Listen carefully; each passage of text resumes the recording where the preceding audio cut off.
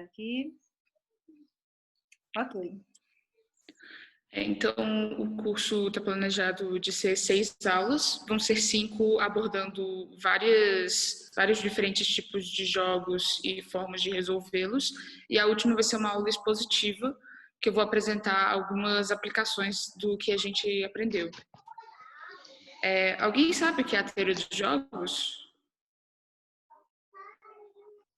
Alguém se atreve a tentar dar uma definição?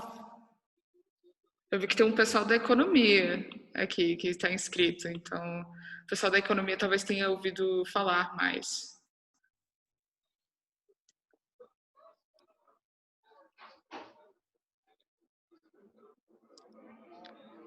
Bom, a teoria dos jogos, ela na verdade, ela é basicamente como a gente modela situações em que a gente precisa avaliar também quais serão as respostas das outras pessoas. Então é basicamente como decidir, sendo que as decisões das outras pessoas também vão afetar as suas.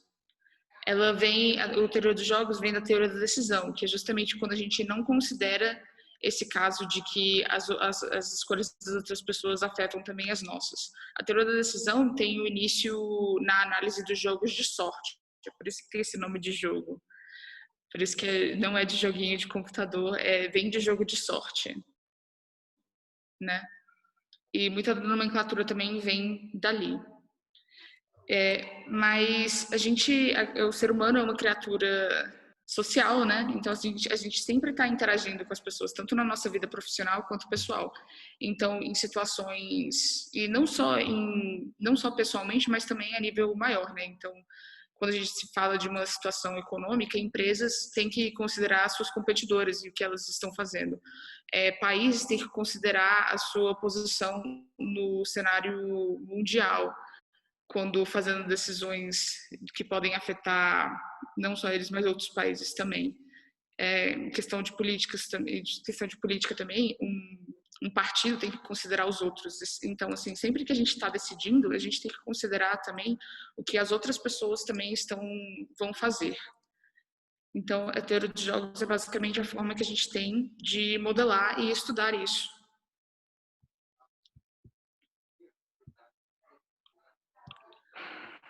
Então, a gente pode começar dando um pouco de nomenclaturas, né? Então, a gente vai chamar essa situação de conflito, né, em que tem pessoas diferentes decidindo de jogo. Os participantes vão ser os jogadores, e os jogadores eles vão ter preferências sobre os resultados, né? Porque todo mundo vai fazer uma decisão e o conjunto dessas decisões vai gerar um resultado. E cada um dos jogadores vão ter preferências sobre esses resultados. Podem ser indiferentes entre alguns, pode preferir uns aos outros. Então, a forma como a gente vai avaliar esses resultados, essas preferências, vão ser uma função de utilidade. Ela vai associar a cada resultado um valor numérico que a gente chama de pagamento, ou payoff em inglês. Então, basicamente, se um pagamento é maior do que o outro, isso quer dizer que eu prefiro um resultado ao outro, ou que eu gosto mais desse resultado. Aí a gente pode falar também de algumas características que os nossos jogadores vão ter. A gente vai dizer que eles vão ser racionais e inteligentes. Racionais quer dizer que eles vão escolher de forma a maximizar a sua função de utilidade. Então eles vão sempre querer a sua utilidade máxima. E que o jogador inteligente quer dizer que ele vai conhecer tudo sobre o jogo que a gente conhece e ele vai ser capaz de fazer quaisquer inferências que nós somos capazes de fazer. Então, a gente sempre vai considerar que os jogadores são racionais e inteligentes. Uma coisa também que é importante comentar é que a gente vai estudar especificamente os jogos não cooperativos. Então, nesse caso, os jogadores eles não têm como compelir uns aos outros a agir de certa forma. Então, a questão de confiança vai ser uma questão importante. Aí a nossa primeira categoria de jogos é o que a gente chama de jogos estáticos com informação completa. Informação completa refere-se a que todos os jogadores vão conhecer as funções de utilidade dos demais. E um jogo estático quer dizer que os jogadores tomam uma decisão uma única vez e de forma efetivamente simultânea. Efetivamente simultânea, basicamente, quer dizer que eles não sabem qual é a decisão dos demais jogadores quando eles estão tomando sua própria decisão.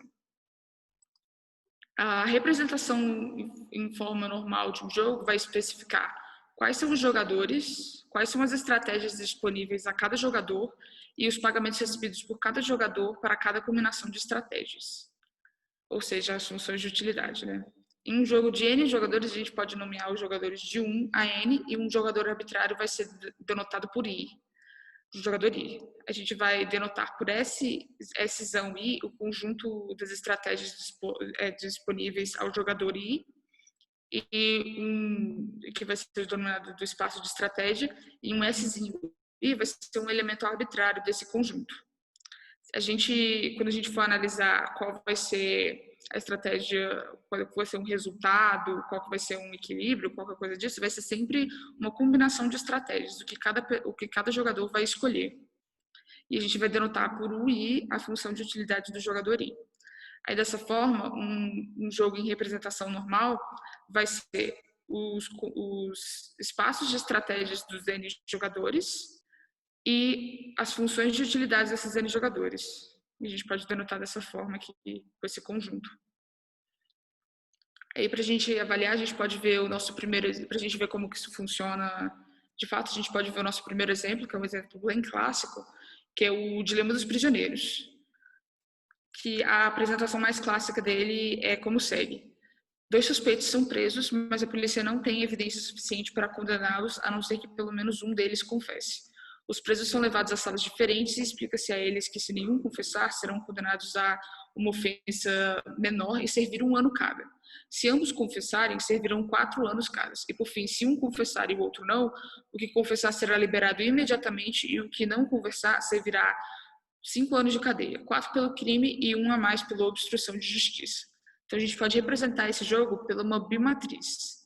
Então, aqui a gente tem as opções do jogador 1, de não confessar ou confessar, as opções do jogador 2, de não confessar ou confessar, e os vetores de pagamento.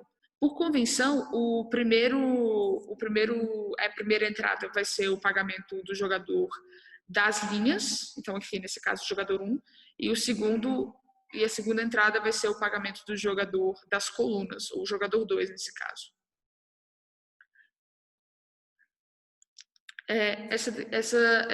Como eu disse, essa é a situação mais clássica que se apresenta esse problema. Só que, na verdade, o dilema dos prisioneiros ele pode ser considerado uma classe de problemas em que a gente tem essa estrutura. Então, isso também pode modelar, por exemplo, o conflito entre os Estados Unidos e a União Soviética na Guerra Fria de ter ou não armas nucleares. Aí, no caso, o não confessar aqui seria não ter armas nucleares e o confessar seria ter armas nucleares. Da mesma forma, existe também uma espécie de pássaro que ele pode ou não destruir os ninhos dos vizinhos. E também, dessa forma, o não confessar seria o equivalente a não destruir os ninhos e o confessar seria o equivalente a destruir os ninhos. E aqui a gente pode ver, por exemplo, vamos ver para o jogador 1. Se a gente pode ver que assim, que o confessar aqui vai ser um número maior, né? Porque 0 é maior do que -1. E da mesma forma, se o jogador 2 confessar, o -4 vai ser maior do que -5. Então, independentemente do que o jogador 2 faça, o jogador 1 se sai melhor se ele confessar. E por simetria vai ser a mesma coisa para o jogador 2. Então, quando independentemente do que do que os demais jogadores façam, é melhor para mim escolher uma estratégia do que a outra. Essa estratégia que é sempre pior, a gente denomina ela por estritamente dominada. E um jogador racional, como ele sempre quer maximizar a sua função de utilidade, ele nunca vai escolher uma estratégia como essa. Então, a gente pode criar nosso primeiro procedimento para deduzir quais serão as escolhas dos jogadores. É aí que a gente tem a definição formal de estratégia estritamente dominada, que é dado um jogo na forma normal, a gente considera duas estratégias SI e SI', e a gente diz que a estratégia SI é estritamente dominada por SI', que tem essa notação aqui. Se para toda combinação de estratégias dos demais jogadores, o pagamento por jogar SI é estritamente maior do que jogar por SI. Aí é que a gente introduz essa notação aqui, né, que é esse SA menos I, que vai ser as escolhas de todos os outros jogadores. E a gente vai utilizar essa notação bastante, porque simplifica bastante a escrita. É como a gente comentou, né? Não faz sentido um jogador racional escolher uma estratégia estritamente dominada, justamente porque aí ele estaria, por definição, escolhendo uma coisa que tem utilidade menor. E ele nunca vai fazer isso porque ele é racional. E como a gente falou, né? Se o jogador 2 escolher não confessar, o jogador 1 será condenado a 1 ano se ele não confessar também e será liberado se confessar. Então, o payoff por confessar é maior. E se o jogador 2 confessar, o jogador 1 será condenado a 5 anos se não confessar e a 4 anos se confessar. E, de novo, o payoff, ou o pagamento, né, por confessar, vai ser maior do que o por não confessar. Então, independentemente do que o jogador 2 faça, o jogador 1 não vai não confessar, ele vai confessar, né, no caso, porque só temos duas opções. Então, da mesma forma, a gente pode descartar a opção de não confessar para o jogador 2. Então, a gente sabe que o que vai acontecer é ambos vão confessar. Então, só descartando as estratégias estritamente dominadas, a gente consegue achar qual vai ser o que vai acontecer nesse caso, né? Qual seria a solução. Mas uma coisa que a gente pode notar é que aqui, os dois confessando, os dois servem 4 anos de cadeia. Se nenhum dos dois tivesse confessado, eles teriam servido apenas 1. Então, na verdade, eles estão ambos em uma situação pior. Quando a gente tem um resultado que é pior para pelo menos uma pessoa e no máximo igual, então assim, ou igual ou pior para as demais, a gente diz que ele é Pareto dominado. E então, assim, é claro que não é beneficial para os jogadores escolherem uma estratégia que é Pareto dominada. Só que justamente porque eles não têm como compelir os demais jogadores a agir de uma certa forma, a gente não tem como compelir os jogadores a não confessarem, eles não têm a confiança necessária para poder efetuar essa estratégia. Porque eles sabem de que é melhor para o outro confessar independentemente do que eles façam. Mas a gente pode agora utilizar essa estratégia de eliminação iterada de estratégias estritamente dominadas para resolver alguns exemplos meio esotéricos. É só para ver como funciona mesmo. Aí aqui a gente tem um jogador 1, um jogador 2 e estratégias A1, B1 para o jogador 1 e A2, B2 e C2 para o jogador 2. Aí aqui o que a gente quer ver é se tem uma estratégia que a gente pode eliminar. Então a gente pode olhar aqui para o jogador 1, vamos ver se uma das estratégias é sempre melhor do que a outra. Se o jogador 2 escolher A2 e o jogador 1 escolher A1, ele fica melhor. Da mesma forma, se o jogador 2 escolher B2 e o jogador 1 escolher A1, ele também fica melhor. Mas, se o jogador 2 escolher C2 e o jogador 1 escolher B1, o jogador 1 não é melhor. Então, aqui é maior, só que aqui é menor. Então, não é estritamente dominada, porque existe uma estratégia que o jogador 2 pode escolher, de forma que escolher B1 é melhor. Então, vamos analisar agora para o jogador 2. Se a gente for observar aqui, se o jogador 1 escolher A1, B2 é melhor do que A2. Só que se o jogador 1 escolher B1, A2 é melhor do que B2. Então, aqui também a gente não tem uma estratégia estritamente dominada. Só que se a gente olhar para C2, se o jogador 1 escolher A1, B2 é melhor do que C2. E da mesma forma, se o jogador 1 escolher B1, escolher B2 é melhor do que C2. Então, C2 vai ser uma estratégia estritamente dominada e o jogador 2 nunca vai escolher ela. Então, a gente pode descartar. Aí agora a gente pode analisar de novo para o jogador 1. A gente pode relembrar de que escolher A1 era melhor se o jogador 2 escolhesse A2 ou B2. Como a gente sabe que ele não vai escolher C2, então a estratégia, então B1 vai ser estritamente dominado.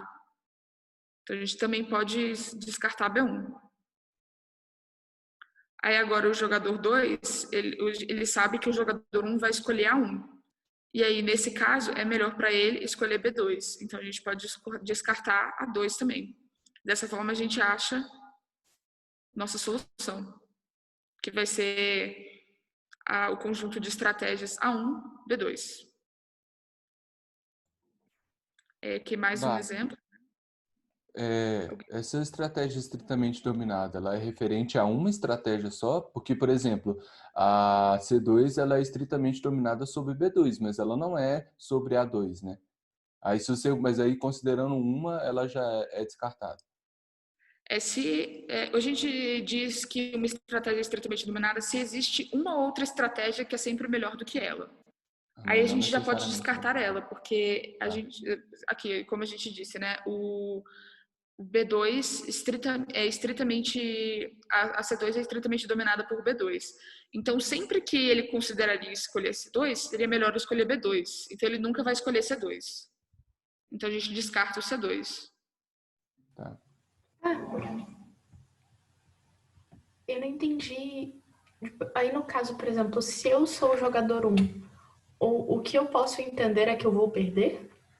Ou empatar? Como assim? Digamos assim. Aí você mostrou, pelo visto, que existe uma estratégia específica que é a do B2 para o jogador 2, que ele ganha, né? E aí, Como se eu assim ele sou. ganha? Porque o B2 ele tem uma estratégia ali que é melhor que as outras, né? Pela lógica. Não é isso que você quer dizer, cortar? Assim, a gente não fala de ganhar e perder, né? Porque as pessoas, os jogadores, eles vão ter pagamentos para estratégias diferentes. Então, assim, a gente pode ver aqui que o jogador 1, ele teria possíveis pagamentos 0, 1 ou 2, né? Então, assim, ele não ficou com o melhor de todos, mas da mesma forma o jogador 2, ele tinha possíveis pagamentos 0, 1, 2 ou 3, e ele também não ficou com o melhor. Então, nenhum deles ficou com o que seria o melhor pagamento possível. Esse daqui a gente não tá pensando em ganhar ou vencer, ou o que é melhor ou o que é pior. A gente está pensando o que é plausível da gente deduzir que seria feito. Então, Ah, se tá. tem uma coisa que é sempre melhor um jogador fazer, é óbvio que ele. Então, assim, se tem uma coisa que é sempre pior de se fazer, essa coisa não vai ser feita. É essa dedução simples. E da mesma forma, o jogador 1 e o jogador 2, como eles são inteligentes, eles têm essa capacidade de fazer também essa dedução. Então, o jogador 1 deduz que o jogador 2 não vai escolher C2, justamente porque o B2 vai ser sempre uma opção melhor. Então, ele sabe que, como o jogador 2 não vai escolher C2, ele só precisa considerar as possibilidades dele escolher A2 e B2. Nesse caso, é sempre melhor para o jogador 1 escolher A1. Então, essa vai ser a escolha dele, porque ele sabe que é melhor ele escolher A1 se o jogador 2 não escolher C2, e ele sabe que o jogador 2 não vai escolher C2. Da mesma Entendi. forma, o jogador 2 é capaz de fazer essas deduções. Então, ele sabe que o jogador 1 vai escolher A1. Então, ele vai escolher, dentre as opções dele, o que dá o maior pagamento para ele quando o jogador 1 escolhe A1. Certo, entendi. Obrigada. Beleza. Aí vamos fazer mais alguns exemplos para ficar mais claro, né? É que a gente tem um pouquinho maior, né? Aqui ambos os jogadores têm opções de A a C. Da mesma forma a gente faz essa análise, né? Aqui a gente vê que eu vou comparar só os números agora, né? 4 maior que 2, só que 5 menor do que 8. Então o A1 não vai estritamente dominar o B1. Da mesma forma aqui a gente tem o 4 é maior do que o 3, só que o 5 é menor do que o 9. Então, da mesma forma, o A1 não vai dominar o C1. A gente pode procurar agora por. Aí, no caso, o B1 já é menor do que o C1, então eu sei que o B1 não vai estritamente dominar o C1, né? Então, a gente pode procurar por uma estratégia estritamente dominada do jogador 2 agora. Aí é que a gente pode ver que essa Mas o C1 estratégia não pode aqui. dominar o B1? Quê? O C1 não pode dominar o B1? Ah, poderia, mas tem esse caso aqui. Ah, tá. Eu devia ter falado. Mas assim, basicamente a gente olha aqui todas as opções e vê se tem algum que todos os números são maiores. Aí aqui, se a gente olhar para o jogador 2, se a gente olha para estratégias A1, A2 e B2, o 3 é maior do que o 1, só que o 1 é menor do que o 4. Então, o A2 não estritamente domina o B2. Aqui, se a gente comparar o A2 e o C2, o 3 é maior do que o 2, só que o 1 é menor do que o 6. Então, da mesma forma, os A2 e C2 não estritamente dominam nenhum dos dois, né? Aí agora só falta comparar o B2 e o C2. Aí aqui nesse caso, aqui é maior, 2 é maior que 1, 6 é maior que 4 e 8 é maior do que 6. Então, a estratégia B2 do jogador 2 é estritamente dominada, então a gente pode descartar ela. E agora, com esse conhecimento, o jogador 1 vai ver se ele consegue descartar uma das opções dele, né? Então, aqui a gente tem que o 4 vai ser maior do que o 3 e vai ser maior que o 2, né? E o 6 vai ser maior do que o 3 e vai ser maior do que o 2. Então, na verdade, as estratégias B1 e C1 são estritamente dominadas pela estratégia A1. Então, a estratégia A1 é estritamente dominante sobre as outras, né? Então, obviamente, vai ser essa que ele vai escolher. Então, a gente pode descartar aqui B1 e C1. Aí agora o jogador 2, também sendo capaz de fazer essas inferências, sabe que o jogador 1 vai escolher a 1. E aqui o payoff, o pagamento dele, se ele escolher a 2 é 3, e se ele escolher C2 é 2. Então ele não vai escolher C2. E a gente tem de novo aqui a solução. Alguma dúvida ou ficou claro? Eu tenho uma dúvida, sim. Então, por exemplo,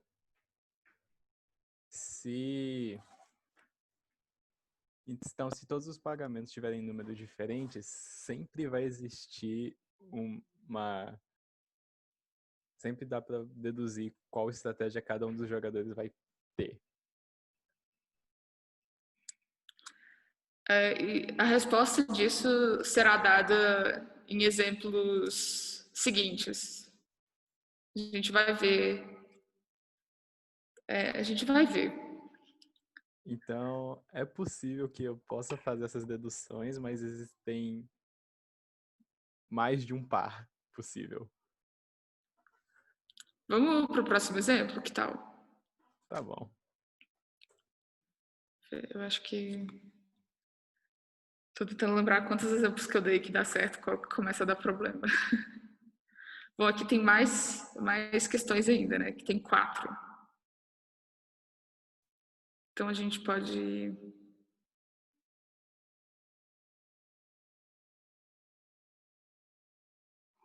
Se a gente for... A gente procura aqui, né? Alguém que seja estritamente dominado ou que domine estritamente alguma estratégia. A1 domina Bom, a gente... B1? Quê? A1 domina B1? A1 domina B1. Bom, não, porque se o jogador 2 escolher B2, o pagamento é maior do que se ele escolher A1. Eu estava olhando a segunda entrada, desculpa. Lembre-se, o das linhas é a primeira e o das colunas é a segunda entrada. Alguém consegue ver aqui qual que é estritamente dominado?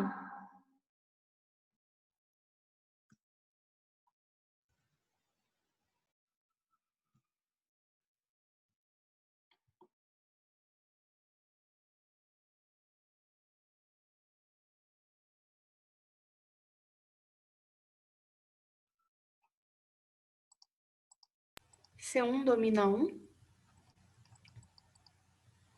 C1 com A1. Então, aqui, nesse caso vai ser igual, e nesse caso também vai ser igual, né? Então, não é estritamente dominado. A gente não pode descartar. Isso daqui a gente chama de fracamente dominado, a gente não descarta estratégias fracamente dominadas, porque existem circunstâncias em que são equivalentes. Então, ainda é plausível que seja escolhido. Ah, entendi. Então seria o A2 sobre o B2, né? Você está dizendo que o A2 domina estritamente o B2? Aqui é menor, aqui é menor, Não, ao aqui é contrário. menor, Ah, não. aqui é O D1 maior. dá ruim. D1 dá ruim. Mas da mesma forma que o D1, se o jogador 1 escolher D1, o A2 é melhor do que o B2.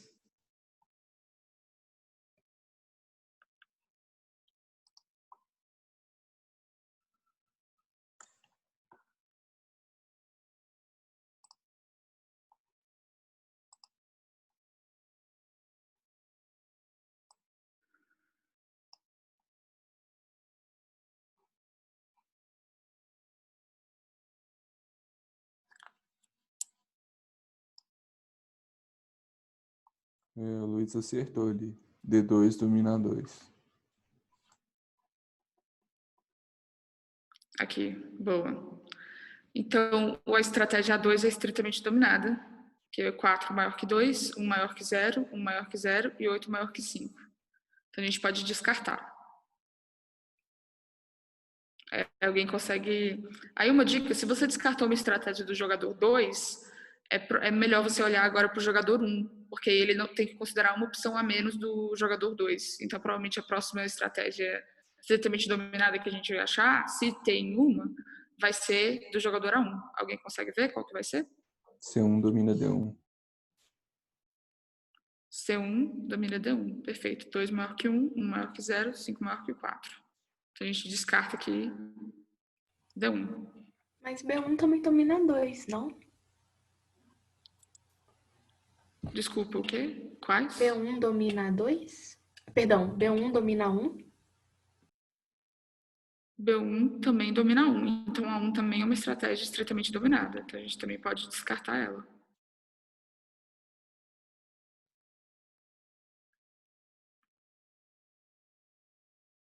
Tem mais alguma que é estritamente dominada? B2 domina o D2. Certinho, 2 maior que 1, né?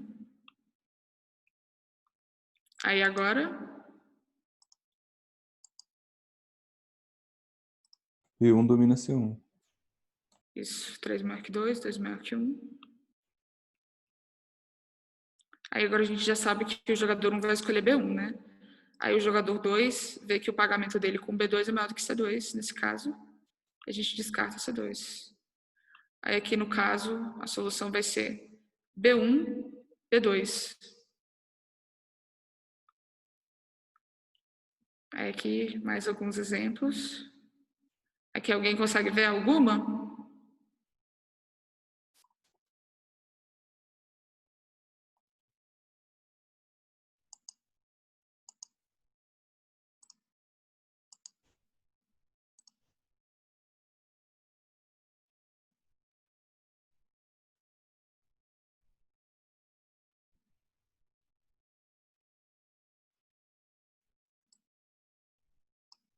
Alguém consegue ver uma estratégia estritamente dominada? Domina C1?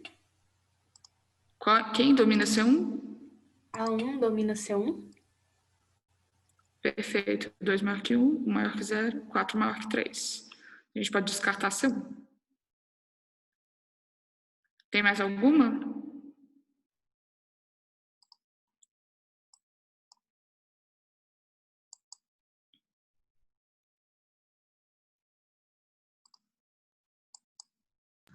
C2 domina B2? Certíssimo. 2 maior que 1, 3 maior que 2. Então, a gente pode descartar o B2. Aí, tem mais alguma?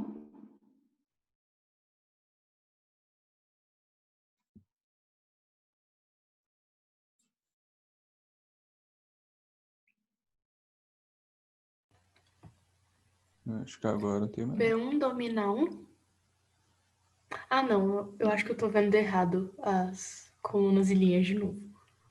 A linha é a primeira entrada, o jogador 1 é a primeira entrada, o jogador 2 é a segunda entrada, as colunas são a segunda entrada. Agora a gente não vai ter mais estratégias dominadas, né? Estritamente dominadas. Aqui, se analisando para o jogador 1, Se o jogador 2 escolher A2, B1 é melhor, só que se o jogador 2 escolher C2, B1 é melhor. Então, não tem estratégia estritamente dominada. Analisando para o jogador 2, se o jogador 1 escolher A1, C2 é melhor, e se o jogador 1 escolher B1, A2 é melhor. Então, a gente não tem uma estratégia estritamente dominada. Então, aqui a gente fica sem saber como proceder, né? Porque a gente só tem essa estratégia de como achar uma solução por enquanto. Então, por enquanto, a gente não tem como resolver essa, né? Aqui vamos para o último exemplo. Alguém consegue achar uma estritamente dominada?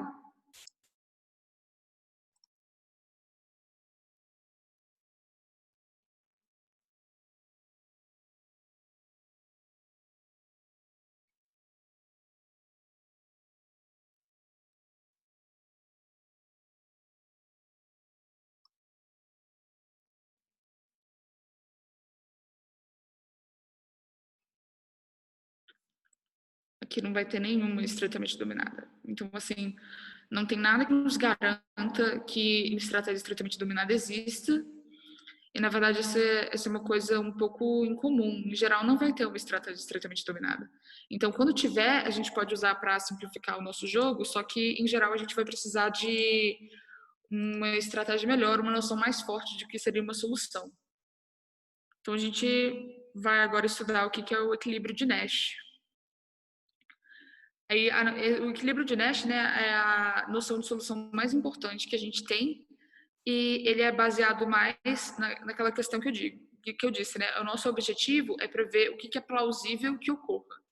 Então, a gente nunca vai querer concluir que um jogador faria alguma coisa que seria melhor ele ter feito outra coisa naquela mesma situação. Então, basicamente, como é que a gente vai definir o equilíbrio de Nash? Um conjunto de estratégias S1 estrela até SN estrela vai ser considerado um equilíbrio de Nash se para cada jogador I não é pior para ele jogar a estratégia, o S estrela, do que teria sido jogar qualquer outra, dado que os outros jogadores estão seguindo a estratégia do equilíbrio de Nash. Então, a gente pode dizer em um equilíbrio de Nash, todos os jogadores estão realizando a melhor resposta e que nenhum jogador tem um incentivo para desviar da estratégia. Então, assim, a gente pode notar que, como a gente tem essa qualificação, um equilíbrio de Nash, ele nunca vai ser descartado pela eliminação de estratégias estritamente dominadas. Então, se a gente elimina todas as estratégias estritamente dominadas e a gente acaba com apenas um par de estratégias, esse vai ser, de fato, o nosso uma estratégia para cada jogador, né? Esse vai ser, de fato, o nosso equilíbrio de Nash. E mesmo se a gente não conseguir achar a solução eliminando iteradamente estratégias estritamente dominadas, a gente pode simplificar o jogo e aí a gente só precisa procurar pelo equilíbrio de Nash naquele jogo simplificado. Então, a gente pode reaver os casos, né? Então, aqui, esse aqui tinha sido esse daqui, né? A gente tinha achado que as estratégias C1 e B2 vão ser estritamente dominadas. A gente pode descartar aqui o C1 e o B2. E agora a gente pode procurar pelo equilíbrio de Nash. Então, como é que a gente vai procurar pelo equilíbrio de Nash? A gente vai olhar aqui, vamos ver se o A1, A2 é um equilíbrio de Nash. Então, vamos pensar como se a gente fosse o jogador 1 agora. Se o jogador 2 escolher A2, eu tenho um incentivo em escolher a B1. Então, esse não vai ser o equilíbrio, esse não vai ser equilíbrio de Nash, porque o jogador 1 vai ter incentivo para desviar da estratégia. Então, A1, A2 não vai ser. Será que pode ser B1, A2? Então, como a gente já viu, se o jogador 2 está escolhendo A2, o jogador 1 vai, de fato, querer escolher B1. Se o jogador 1 está escolhendo B1, será que o jogador 2 vai querer escolher B2, vai querer escolher A2 mesmo? Bom, a outra opção dele é escolher C2, né? Que aí seria um pagamento menor. Então, esse daqui seria equilíbrio de Nash. Só que não tem nada dizendo que é único, né? Então vamos ver se de fato esses outros aqui não poderiam ser, né? Aqui nesse caso do C2, do B1, C2, a gente pode comparar aqui. 4 é maior do que 2, né? Então o jogador 1 está de fato realizando melhor resposta, só que 3 é maior do que. Ah, não, peraí, eu tô olhando errado aqui. A gente também confunde às vezes. De fato, 2 é melhor do que 0. Então ele está realizando melhor resposta, só que 4 e 4 é maior do que 2. Então aqui também vai ser equilíbrio de Nash. Porque também ambos estão realizando melhor resposta.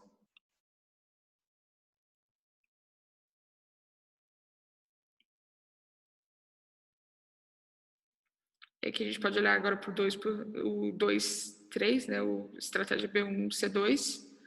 Aí aqui, né, se o jogador 2 estivesse escolhendo C2, o jogador 1 ia querer desviar. Então, esse daqui não vai ser equilíbrio de Nash. Mas aqui a gente tem 2 equilíbrios de Nash.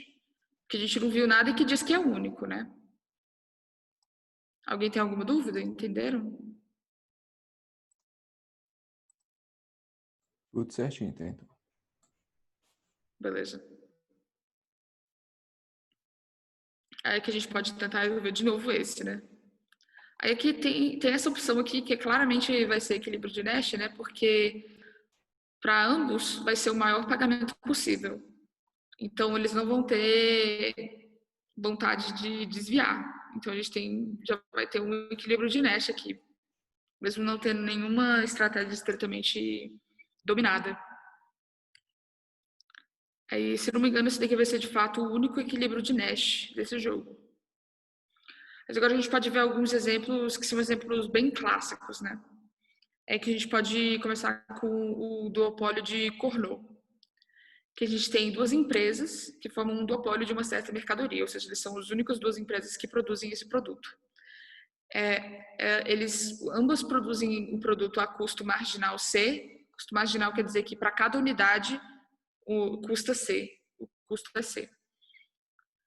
E o preço que vai ser vendido vai ser determinado pelo mercado. Então a gente vai ter uma constante de mercado A e a gente subtrai dela a quantidade total produzida desse produto. Aí essa vai ser a quantidade que o mercado vai pagar por essa mercadoria. Cada empresa vai escolher quanto do produto vai produzir de forma a querer maximizar seu lucro, né? Então, uma coisa interessante de se saber é que o duopólio de Cournot, ele na verdade precede a teoria dos jogos. E o equilíbrio de Nash do duopólio de Cournot é também chamado de equilíbrio de Cournot. Então é uma solução que precede, né? Existe há mais tempo ainda. Então aqui o que a gente precisa pensar, né? O que vai ser que vai ser a nossa função de utilidade? A gente vai usar de fato o lucro mesmo. Então, qual que vai ser o lucro? Vai ser o quanto a gente produzir vezes a quantidade pela qual vai ser vendida, o preço pelo qual vai ser vendida, menos o custo de produção, né? Então a gente pode ver aqui a utilidade do jogador 1, dado que ele produz X1 e o competidor produz X2, vai ser o preço pela qual a mercadoria vai ser vendida,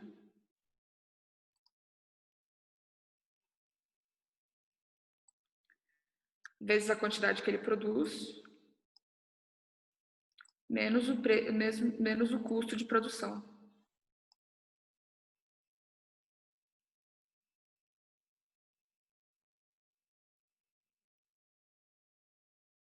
Ficou meio feio aqui, mas eu acho que fica melhor de ver do que escrever num papel. Aí aqui a gente também precisa da utilidade do jogador 2, né? Da empresa 2.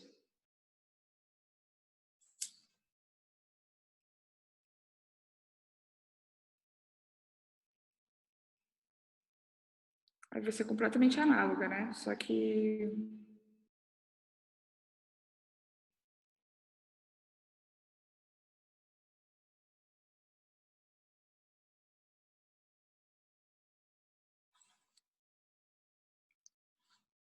Então, agora, como é que a gente vai determinar qual que vai ser a escolha de cada uma das empresas? A gente pode considerar, se a gente está pensando como empresa 1, a gente pode considerar que o X2 é um valor fixo, uma constante, e a gente pode maximizar a nossa função de utilidade com base nisso. Ou seja, a gente está achando a melhor resposta da empresa 1 para cada escolha da empresa 2. Então, aqui a gente pode ver que se a gente derivar o 1 com relação a x1, vai dar um número negativo, né? Porque aqui é um polinômio, né? E o único que vai ter grau 2 vai ser o multiplicado desses dois aqui, que vai ter um sinal negativo, então a segunda derivada é negativa. Então, basta a gente derivar igual a zero para achar qual vai ser o ponto máximo com relação a x1. Então, a gente deriva o 1, né? Com relação a x1.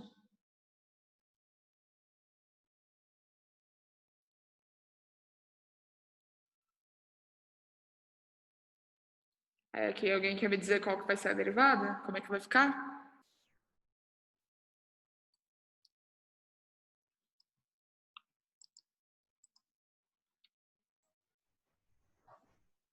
A menos x1, menos 2x1, né? Menos x2, menos c.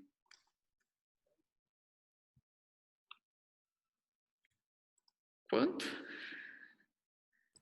A menos 2x1 menos x2 menos c. Perfeito. Ups.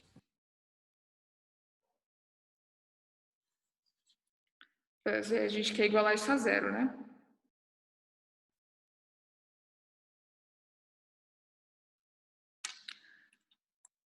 Alguém acaba de me mandar um e-mail perguntando se vai ser disponibilizado. Eu não sei se é alguém que está aqui, né? Mas a gente vai disponibilizar no canal do YouTube do PET, que é PET Matemática UNB, todas as aulas. Então, se alguém perdeu alguma, ou então se inscreveu depois, vai poder assistir às aulas antes.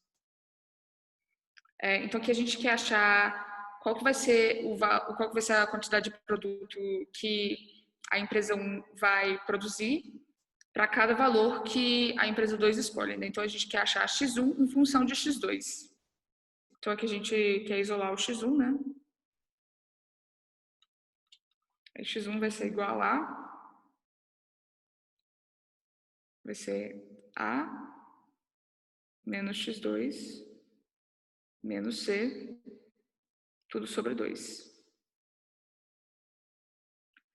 É que justamente como são simétricos, né? A gente pode encontrar a mesma coisa para o x2, né? Na verdade, pela simetria, a gente consegue deduzir que o x1 vai ser de fato igual ao x2. Então, para a gente achar o valor, a gente pode pensar em simplesmente substituir esse x2 aqui por x1. Aí que se a gente calcula, vai ficar 1x1 mais meio x1, vai ficar 3 meios de x1. Aí a gente pode passar multiplicando para o outro lado, né? Aí a gente vai ter aqui que x1 vai ser igual a A menos C sobre 3. Alguém tem alguma dúvida? Todo mundo entendeu?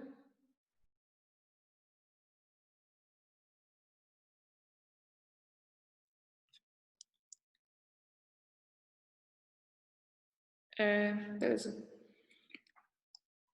Uma coisa que a gente pode, uma variação que a gente pode querer considerar também é porque nesse caso a gente considerou que ambas as empresas eram completamente iguais, né? Elas tinham o mesmo custo de produção, por exemplo. Então, um caso que é interessante a gente considerar é se elas tiverem custos marginais de produções diferentes. A gente pode considerar aqui C1 menor do que C2, por exemplo. Aí as utilidades vão ser praticamente as mesmas, né? Vai ficar tudo muito igual.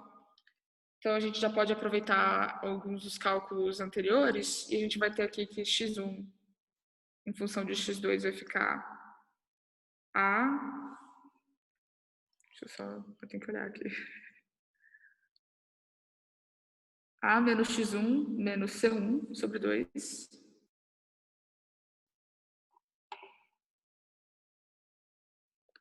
E analogamente, né, o x2 vai ficar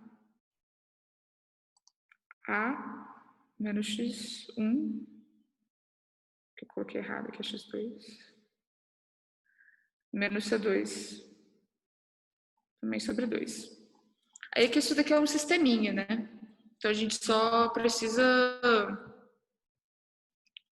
resolver.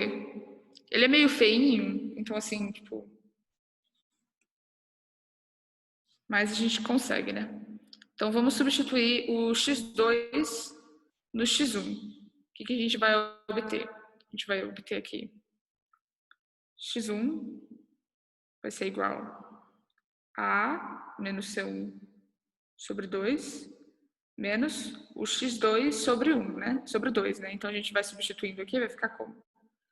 Vai ficar a menos C2 menos x1 sobre 2 vezes 2, né? Então 4.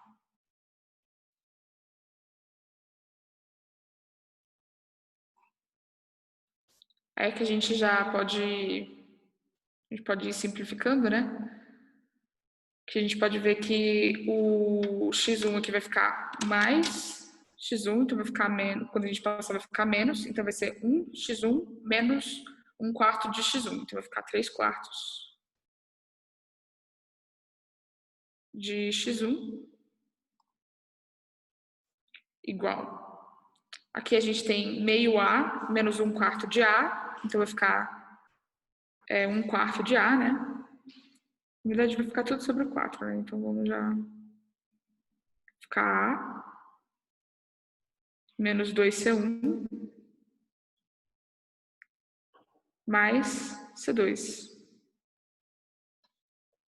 Então aqui o x1 vai ficar como? Vai ficar A, eu vou colocar aqui menos C1 mais C2 menos C1 sobre 4, sobre 3, perdão. Então, se a gente lembrar do outro resultado, era A menos C sobre 3. Então, aqui, comparando com o caso simétrico, a empresa que tem uma tecnologia melhor, né, que ela tem um custo marginal menor, ela vai ter C2 menos C1 sobre 3 a mais de produção. Então, esse daqui é um benefício que ela vai ter por ter uma tecnologia melhor. E a gente sabe que esse número vai ser positivo, né, porque a gente supôs que C1 é menor do que C2. Aí, da mesma forma, a gente pode achar quanto que é x2.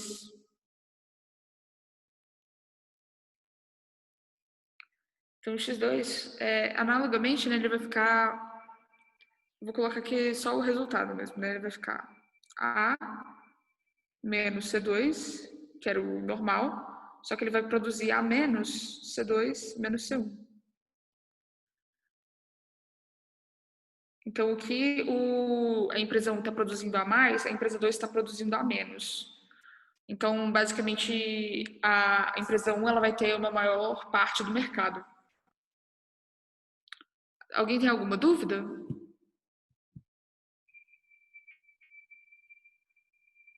Todo mundo entendeu?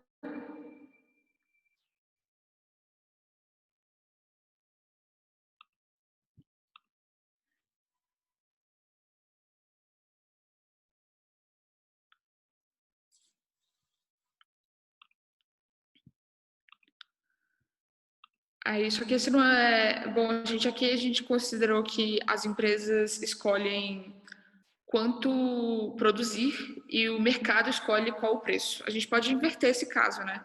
Então, aqui a gente vai ter o duopólio de Bertrand, que a gente vai ter também duas empresas, que são as únicas fabricantes de uma certa mercadoria, e que produzem a custo marginal C.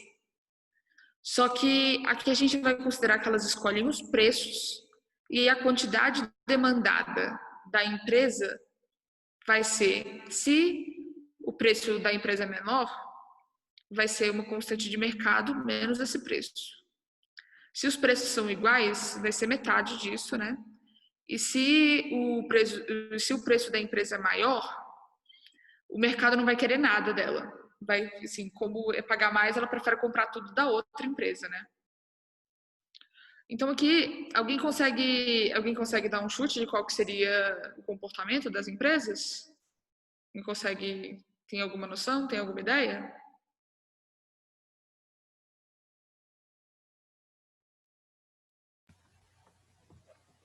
Igual? Que os preços vão ser iguais? Bom, como esse métrico, essa é uma dedução bem clara. Só que você tem alguma ideia de qual vai ser esse preço?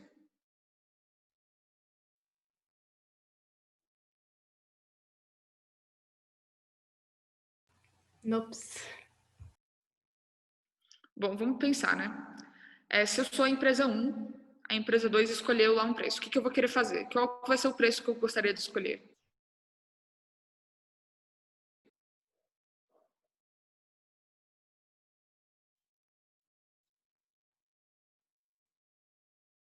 Se a empresa, vamos dizer que a empresa 2 está vendendo a R$1. Qual que vai ser o preço que eu vou querer colocar?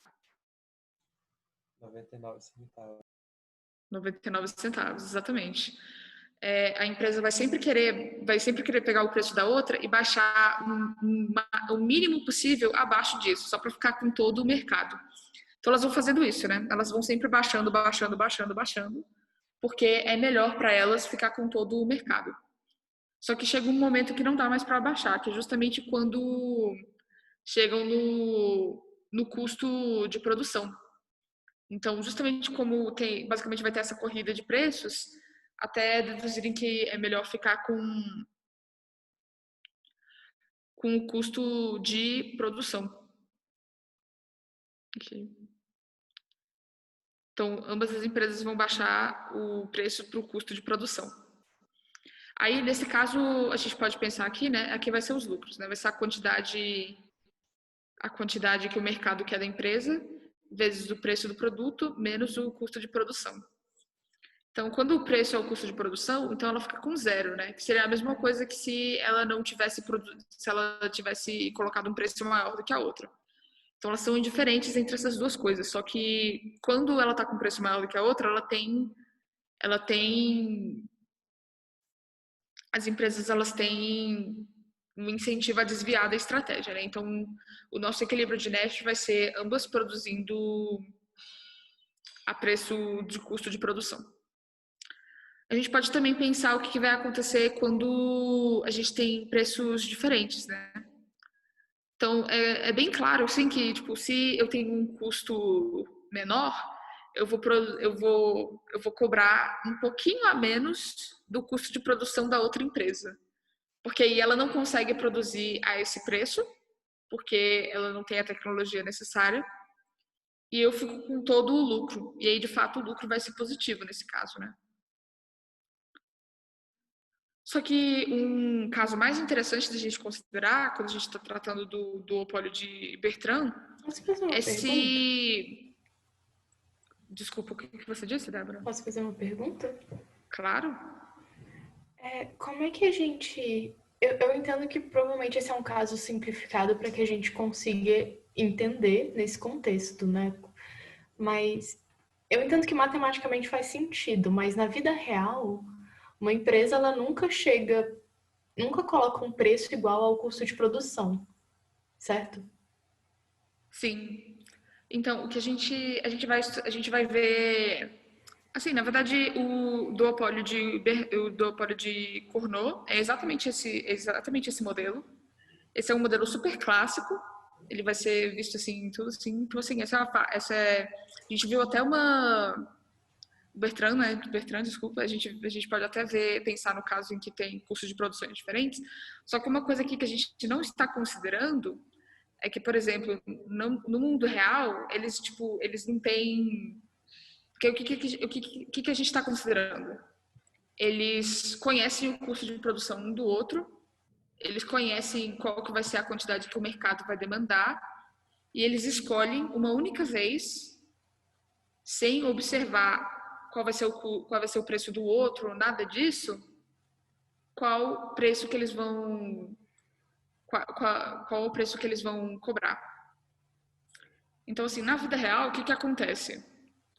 As empresas, elas são capazes de observar qual o preço da outra e diminuir, por exemplo.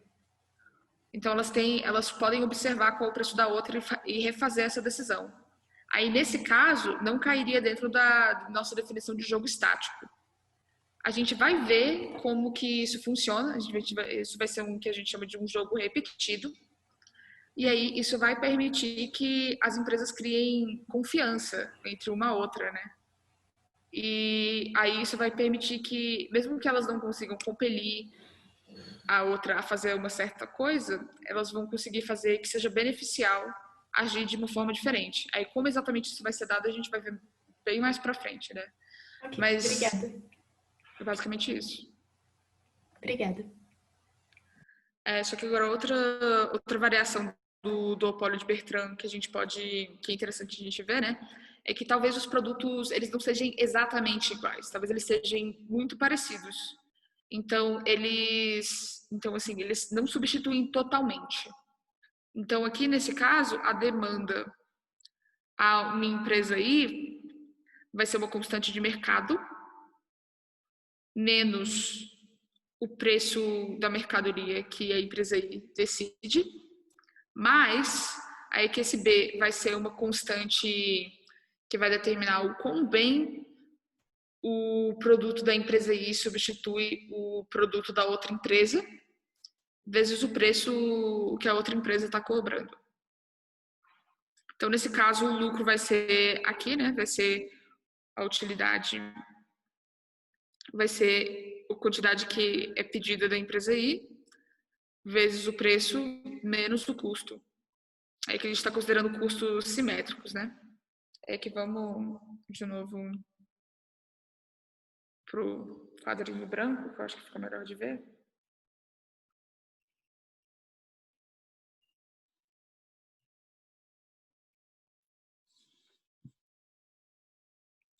Então, a nossa utilidade que a gente quer maximizar, né?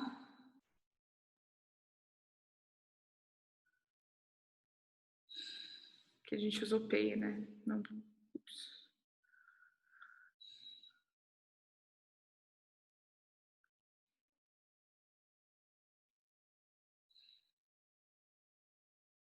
Vai ser A menos PI mais B, P menos I, PI menos C.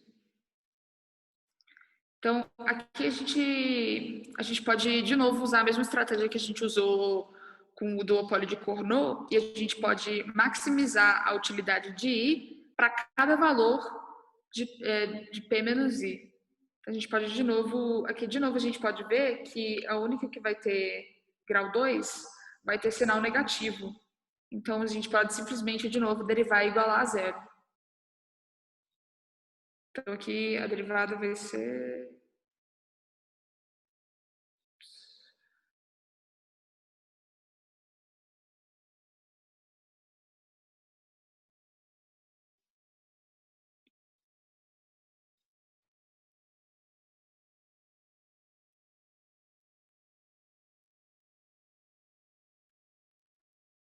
Aí, quanto que vai ser a derivada?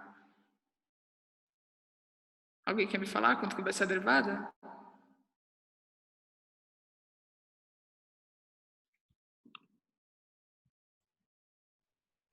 Vai ser A. Vai dar P. Vai dar menos 2PI.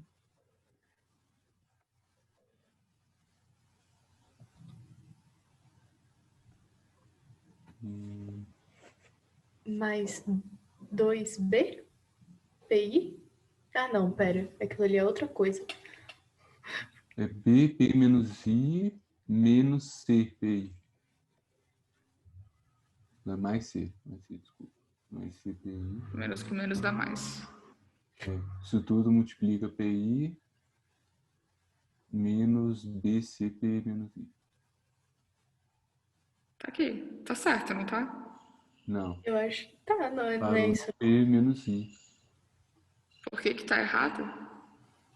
Por que que tá errado, apontando? Carlos? Ah, não, tá certo. Viajei aqui. Vamos notar aqui que eu estou usando aquela notação que eu falei, né? Esse P menos I vai ser o preço da outra empresa. Ele não vai ser a mesma coisa que PI. Então, a gente está derivando agora com relação a PI. P menos I a gente está considerando como se fosse uma constante. Ok? Não viajei. Vai ficar assim a derivada.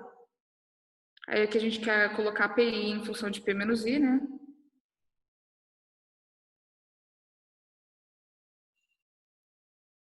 Vai ficar aqui.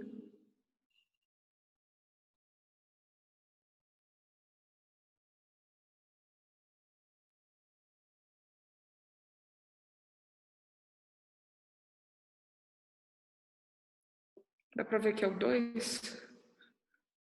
Vamos considerar que é um 2, né? É aqui da mesma forma, como vai ser simétrico, a gente pode considerar que o PI vai ser igual ao P menos I. Se a gente só pensar nesse P menos I que ser igual ao PI, a gente pode ver que vai ficar como? Vai ficar, né? 1 PI menos B sobre 2 PI. Então vai ficar vai ficar 2, 2, né? Vai ficar aqui 2 menos B sobre 2 PI. E que vai ficar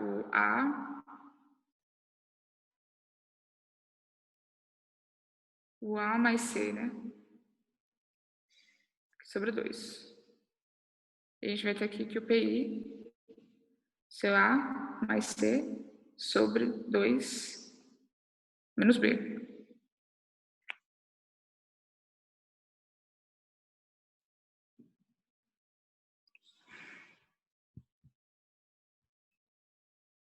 Então, aqui vai ser o nosso equilíbrio de Nash, né? Então, aqui a gente pode ver que quanto melhor o produto substitui o da outra empresa, né? Quanto maior o BE,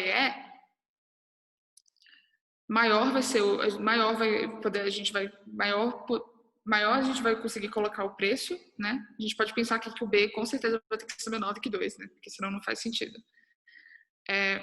E também quanto maior o custo e quanto maior o mercado quer, né? Então faz tudo sentido.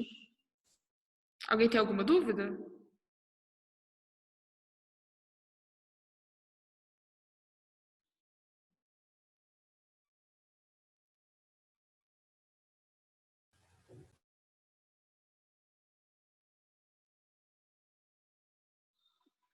Tudo ficou claro?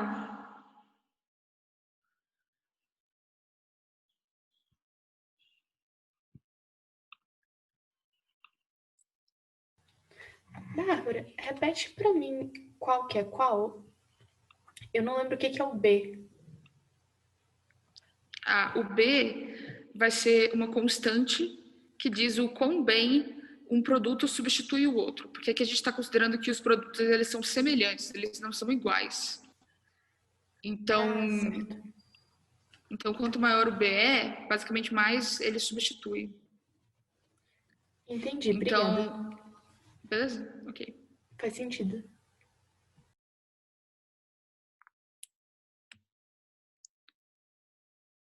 Esses aqui são exemplos assim super clássicos, né?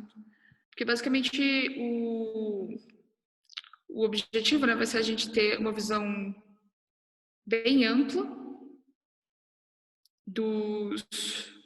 da teoria dos jogos, né, das ferramentas que são utilizadas, e a gente quer ver esses exemplos clássicos, né?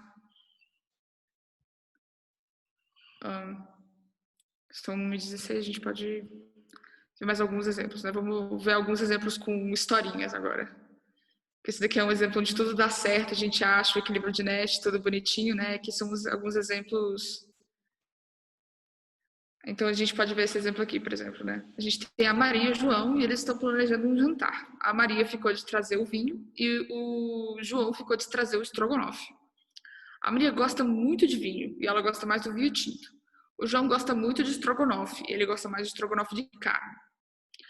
Só que para ambos é de suma importância de que o vinho combine com a comida. E ambos concordam que a carne vermelha combina melhor com o vinho tinto e a carne branca melhor com o vinho branco. Então aqui na nossa bimatriz, né, a gente vai ter a Maria e o João e os payoffs, né, os pagamentos. Aí aqui quais que vão ser, a gente tem alguma estratégia estritamente dominada, quais que vão ser os equilíbrios de Nash.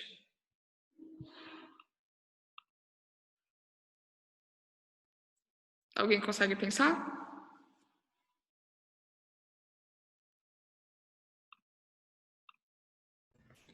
Eu acho que o equilíbrio de Nash é o 3-3, né? É o 3-3? É só o 3-3? Acho que o 2-2 também. Ok. De fato, esse vai ser o caso, né? Aqui a gente tem que se o João estiver trazendo o estrogonofe de carne, a Maria vai preferir o vinho tinto. E se a Maria estiver trazendo o vinho tinto, o João vai preferir o estrogonofe de carne. Então esse daqui é equilíbrio de Nash. Da mesma forma, quando o João está trazendo o estrogonofe de frango, a Maria vai de fato preferir trazer o vinho branco. Ela vai preferir trazer o vinho branco, né?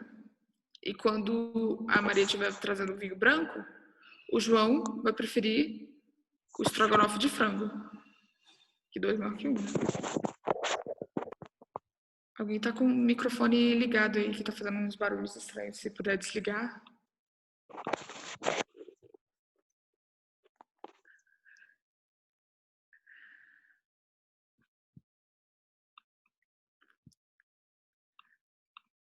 Bom, só que o que a gente pode notar, né, que ambos estão melhor se nesse equilíbrio de Nash aqui, né, que esse equilíbrio de Nash, né, o tinto carne, ele é o Pareto dominante, e esse daqui que é o de branco frango, ele é Pareto dominado. Então, nesse caso, a gente pode ainda concluir que o equilíbrio de Nash que vai ser de fato escolhido, né, vai ser esse daqui.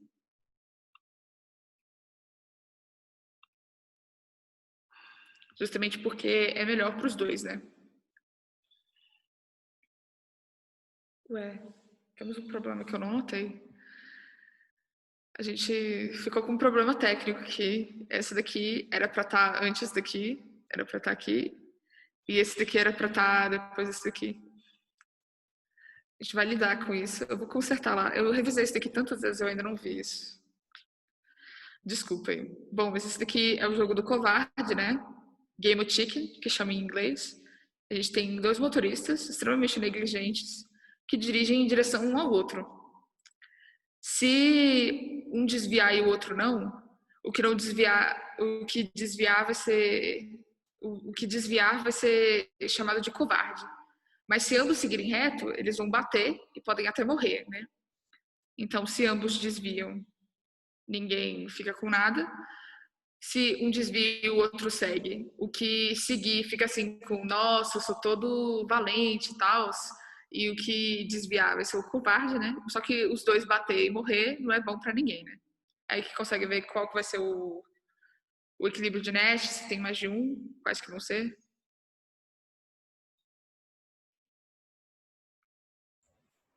Equilíbrio de Nash e os seus diários, né? O 0-0. Bom, mas se um tá desviando, o outro vai Não. ter incentivo para seguir, porque ele vai ficar com utilidade 1, né? Vai ser melhor para ele. Uhum.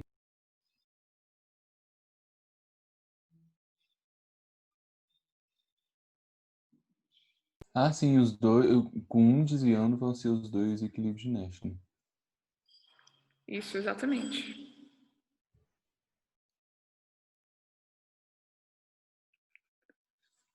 Adorei a possibilidade da Débora, que é os dois desviarem para o mesmo lado, ao mesmo tempo, baterem e serem considerados covardes. Bom, o ser considerado covarde tem que ser pelo outro, né? Tanto é que quando os dois desviam, nenhum é considerado de covarde. Porque você não pode chamar o outro de covarde sendo que fez a mesma coisa que você. Bom, essa daí não é uma possibilidade. A gente pode criar um novo jogo, um jogo expandido, né? Que é qual que tem a possibilidade dos dois ter. Não, o que os dois batam mesmo, porque é os dois valentões do mundo.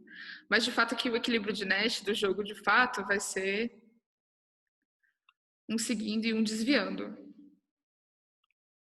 Porque não tem como a gente saber muito bem, né? Não tem como a gente argumentar dessa mesma forma qual vai ser o equilíbrio de Nash que vai ser escolhido. Aí que tem outro exemplo clássico, né? Que é o da Batalha dos Sexos, que Maria e João querem sair e fazer alguma coisa, né? A Maria gosta mais de um jantar chique, o João gosta mais de uma balada, mas assim, o mais importante para eles é que os dois estejam juntos, né? Eles gostam mais um do outro mesmo. É aí que a gente tem aqui qual que vai ser o equilíbrio de Nash?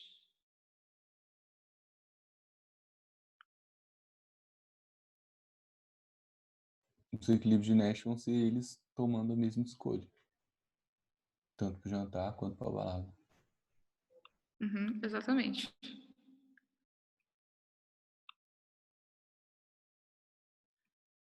Ups, eu fiz um desenho tão ruim que até o automático aqui não consegui reconhecer o que eu fiz. Esses dois aqui vão ser equilíbrio de Nash. É que a gente, como é um casal e tal, a gente pode pensar que às vezes, se for aniversário do João, se for aniversário da Maria, vão fazer que o aniversariante gosta, né?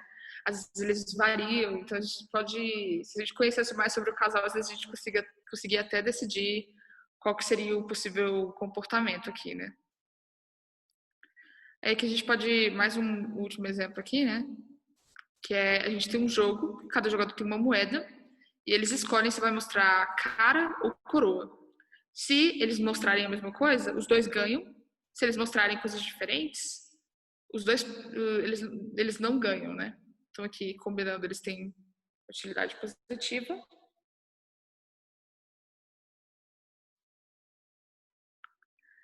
E, no caso contrário, eles têm utilidade nula, né? Então aqui, quais que vão ser os equilíbrios de Nash?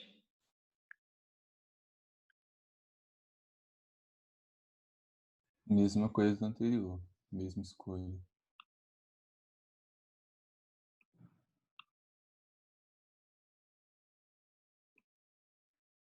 Aqui, combinando certinho.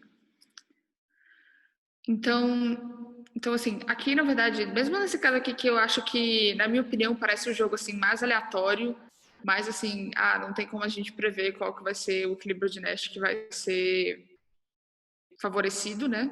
Só que na verdade tem um estudo que eles fizeram isso com as pessoas, né? E cara, era favorecido com uma probabilidade maior, estatisticamente significantemente maior. Então, assim, tem umas coisas interessantes, né? Que mesmo que a gente não consiga prever, assim, matematicamente, com os números, às vezes por algum fator psicológico ou cultural, que a gente não tem nem como entender muito bem, né? Às vezes ainda assim tem um comportamento que seja mais provável. Então, assim, o meu chute é cara, que é o mais provável, né? O meu chute é porque quando a gente fala cara ou coroa, cara vem antes, eu acho que cara é mais provável por conta disso. Essa é a minha teoria, pelo menos, né? Aí, tipo, o que menciona o estudo e tal, está no livro do Birman, a gente tem a bibliografia, né? Aí aqui a gente pode ver, aqui eu só vou apresentar, a gente vai resolver na próxima aula. Eu vou deixar para vocês pensarem um pouquinho. Que a gente vai ver um último exemplo. Que é um jogo parecido com esse, né? Só que agora, se combinar, o jogador um ganha, e se não combinar, o jogador 2 ganha. E aí, tipo, fica com a moeda do outro. Então, assim. Então aqui, alguém consegue achar qual é o equilíbrio de Nash?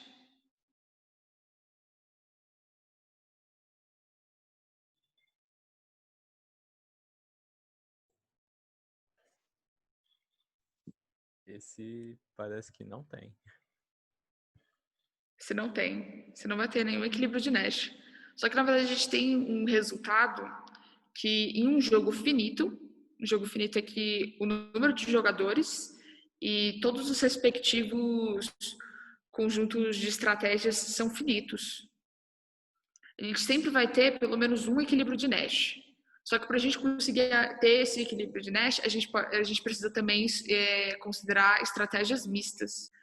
Estratégias mistas são quando um jogador ele vai escolher uma coisa com uma probabilidade, outra coisa com outra probabilidade.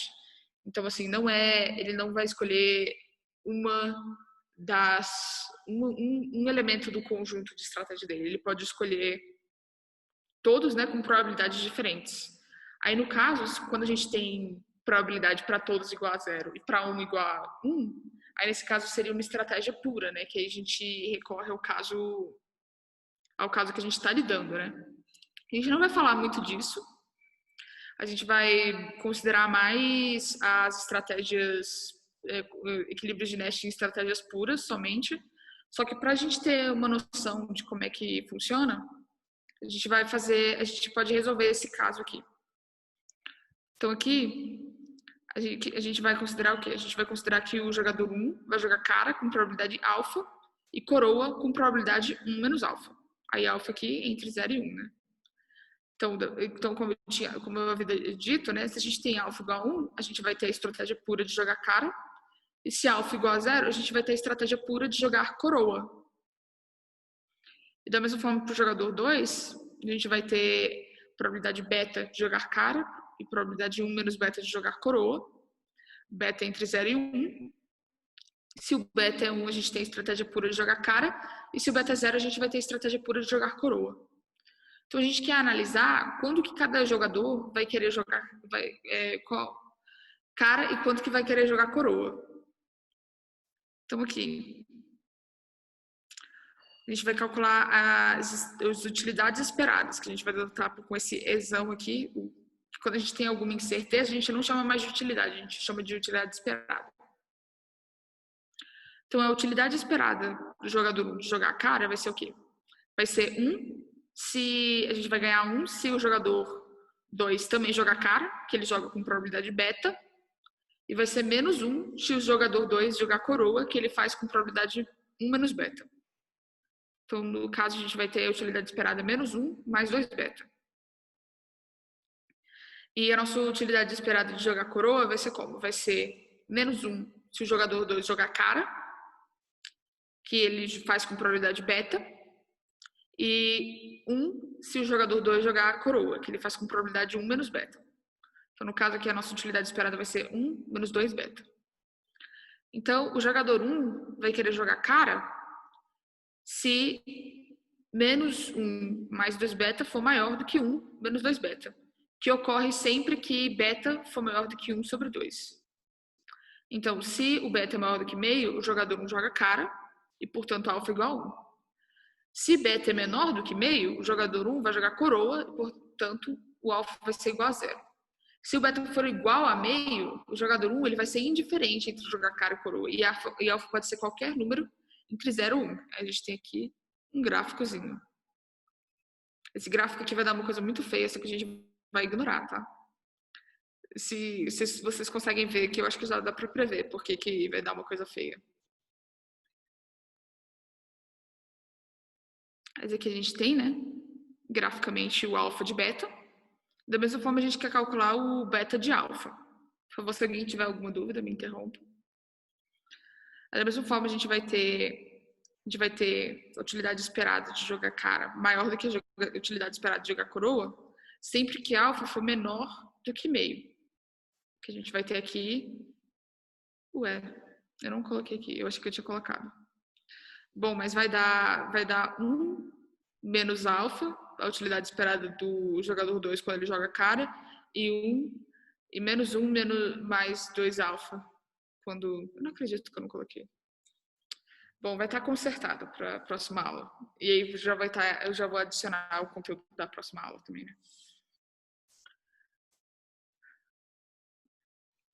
Posso Bom, e se for... Não, desculpe. Alguém tem alguma dúvida?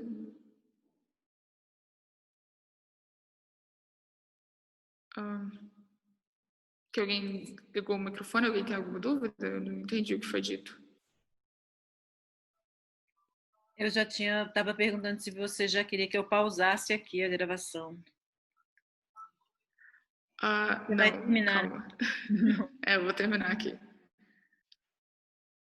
Aí que se alfa for menor do que meio, né, o jogador 2 vai querer jogar cara, e portanto o beta vai ser igual a 1. E se o alfa for maior do que meio, o jogador 2 vai querer jogar coroa, e portanto o beta vai ser igual a 0. Aí, da mesma forma, se o alfa for igual a meio, o jogador 2 vai ser indiferente entre jogar cara ou coroa, e beta vai poder ser qualquer número entre 0 e 1. Aí, graficamente, a gente vai ter isso daqui, né?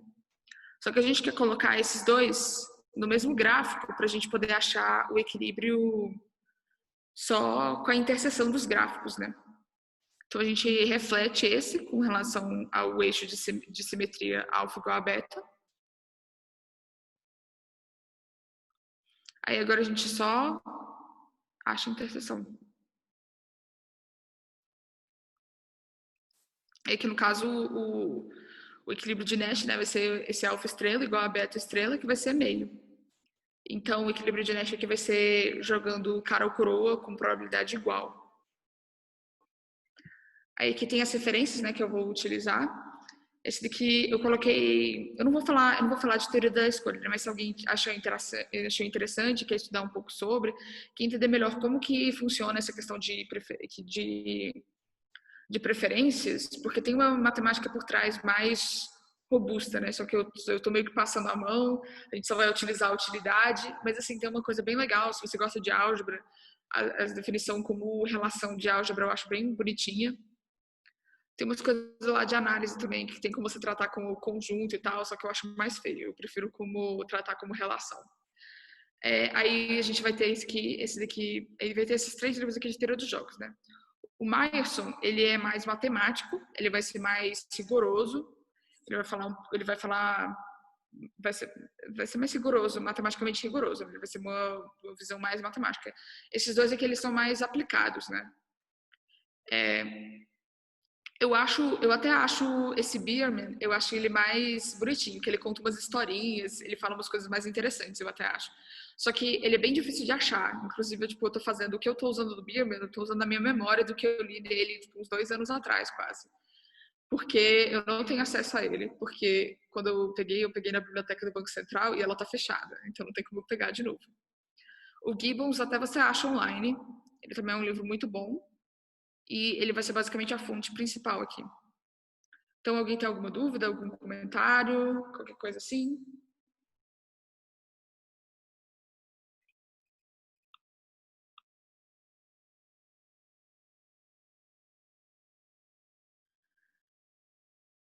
Definição 2.2.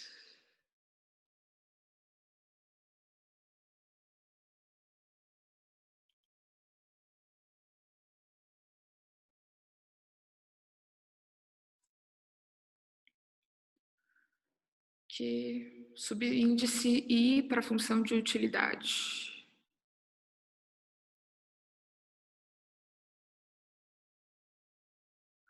Sim, aqui deveria ter um subíndice. Mesmo nas minhas revisões, eu sou uma péssima revisora. Eu sempre falo isso, sempre que tem coisa para revisar no PET, eu falo, eu não vou revisar, é por isso. Aqui está o resultado, tem erros, tem tabelas que deveriam estar em outros lugares. Tá faltando índice aqui, de fato. A utilidade ela vai ser sempre única de cada jogador. De fato, a função de utilidade vai ser como a gente diferencia os jogadores. Alguém tem mais alguma dúvida?